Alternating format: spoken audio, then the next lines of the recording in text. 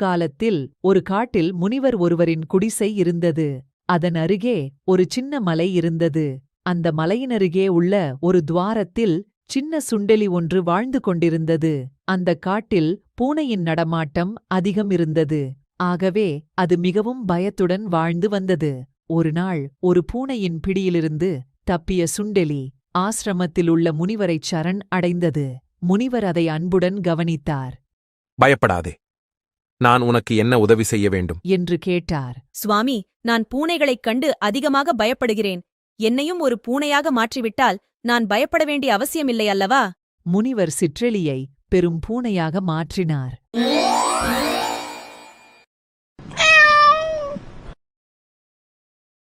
ஒரு மாதம் சென்றது. பூனை அவர் முன் வந்து நின்றது. சுவாமி, பூனையாக இருப்பதிலும் பிரச்சனை. ஓநாய்கள் என்னை விரட்டுகின்றன. பூனையின் எண்ணத்தை அறிந்து கொண்ட முனிவர் அதை ஓநாயாக மாற்றினார்.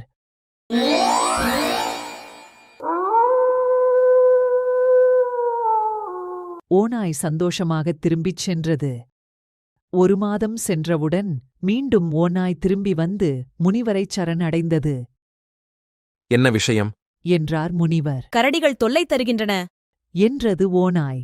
அதை கரடியாக மாற்றி அனுப்பி வைத்தார் முனிவர்.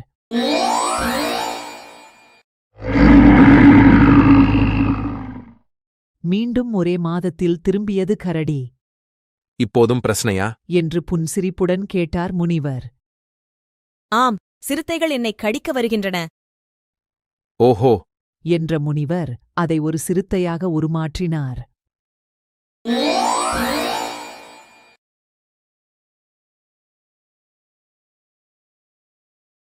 ஒரு மாதம் சென்றவுடன் சிறுத்தை திரும்பி வந்தது.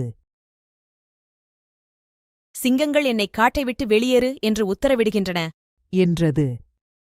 காரணம் என்ன என்று முனிவர் கேட்டார். பலசாலிகள் ஒரே காட்டில் இருக்கக்கூடாது என்பதுதான் அதன் எண்ணம் என்றது. முனிவர் அதைச் சிங்கமாக மாற்றினார்.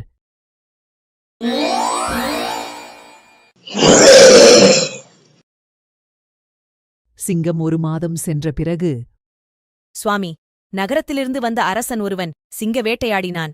தப்பிப் பிழைத்தது நான் மட்டும்தான். முனிவர் சிங்கத்தை அரசனாக்கினார்.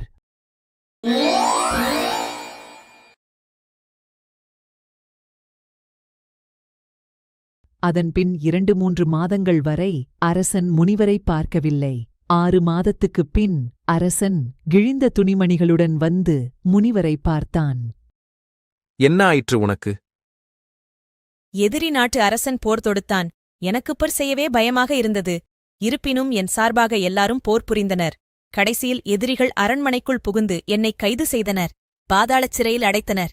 நான் தப்பி வந்துவிட்டேன். இப்போது நான் என்ன செய்ய வேண்டும்? உனக்காக எதிரியுடன் போராட வேண்டுமா? என்றார் முனிவர். அந்த அரசன் அமைதியாக இருந்தான்.